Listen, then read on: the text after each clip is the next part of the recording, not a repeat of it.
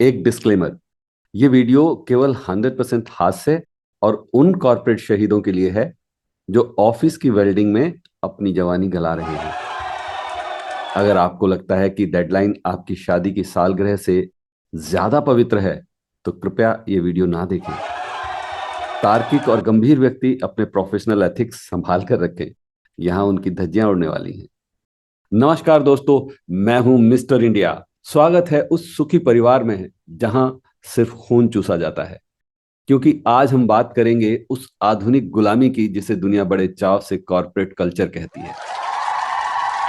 जल्दी से लिखे कमेंट में ऑफिस का वो कौन सा कमरा है जहां उम्मीदें दम तोड़ती हैं और लॉजिक की बलि दी जाती है। जी हां, सही पकड़े हैं, अप्रेजल रूम। यहां आपका बॉस ऐसे बैठता है जैसे वो साक्षात चित्रगुप्त हो और आपके पिछले 1 साल के पापों का हिसाब रख रहा हो। पुण्य वो क्या होता है? आप पूरी फाइल लेकर जाते हैं, सर मैंने ये किया वो किया, और बॉस बड़े प्यार से ऐसी मुस्कान के साथ जो सीधा आपका कलेजा काट दे कहेगा, भाई ये तो तुम्हारा जॉब डिस्क्रिप्शन है, इसमें एक्स्ट्रा क्या है? इसमें एक्स्ट्रा क्या है मतलब?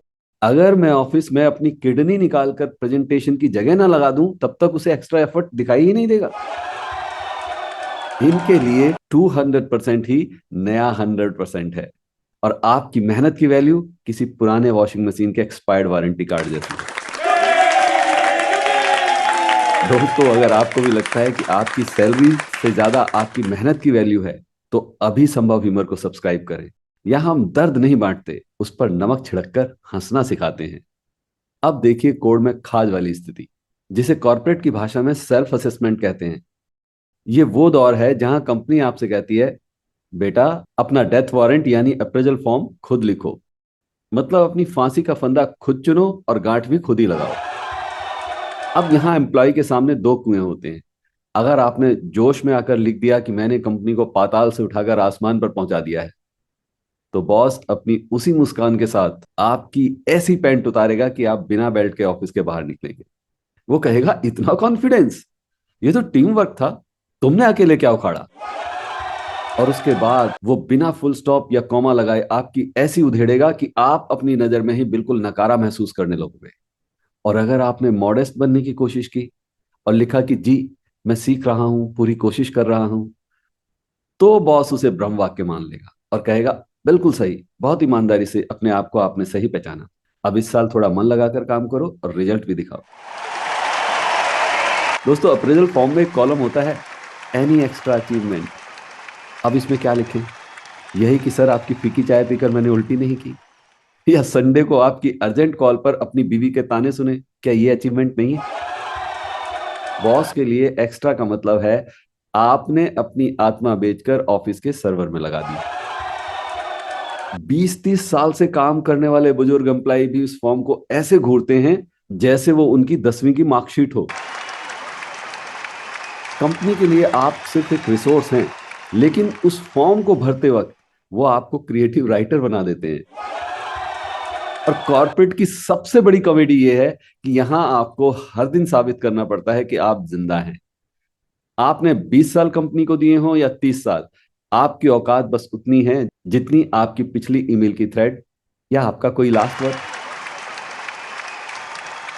ये कंपनियां कहती हैं वी आर अ फैमिली, लेकिन यकीन मानिए ये वो वाला परिवार है जो वसीयत के लिए नहीं बल्कि आपकी अटेंडेंस के लिए आपका गला घोंट सकता है।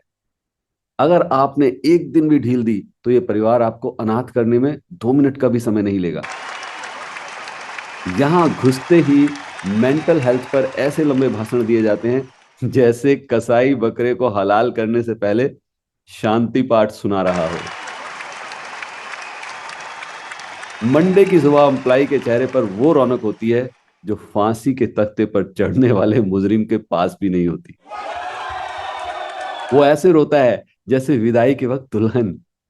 फर्क बस इतना है, दुल्हन नए घर जाती है और एम्प्लाई उसी नर्क में वापस जाता है जहां उसका डेस्क उसका इंतजार कर रहा होता है।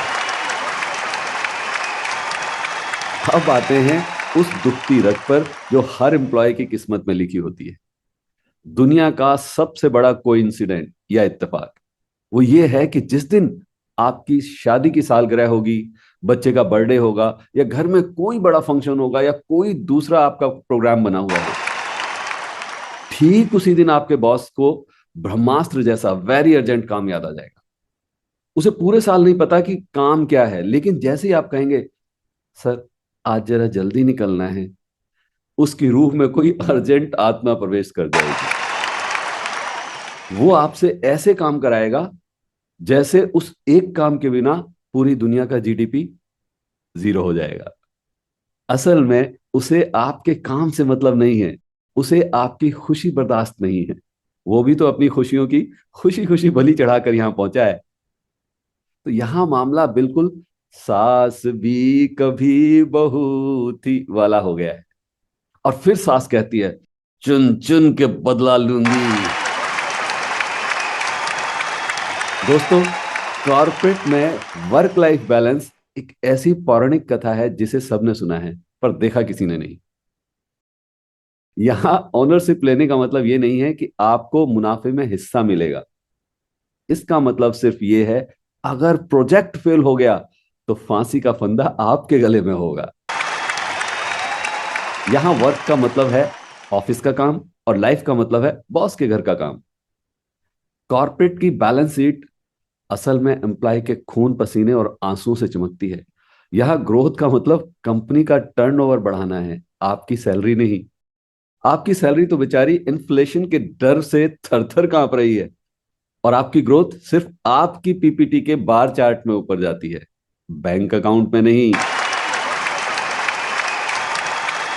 तो मित्रों, अपनी पहचान अपनी एम्प्लॉय आईडी से मत बनाइए, क्योंकि आईडी कार्ड तो एक्सपायर हो जाएगा पर आपका स्वैग जिंदा रहना चाहिए। कंपनी के लिए आप सिर्फ एक रिसोर्स हैं जिसे रिप्लेस किया जा सकता है, पर अपने परिवार के लिए आप इकलौते सीईओ हैं। अगर इस रोस्ट ने आपके कॉर्पोरेट जख्मों पर थोड़ा सा मरहम लगाया है तो संभव ह्यूमर चैनल को तुरंत सब्सक्राइब कर लीजिए, और अपने उस बॉस को भी चुपके से शेयर कर दीजिए जो संडे को भी क्विक कॉल मांगता है। याद रखिए, बॉस को खुश करना और चांद पर खेती करना दोनों एक बराबर मुमकिन नामुमकिन है।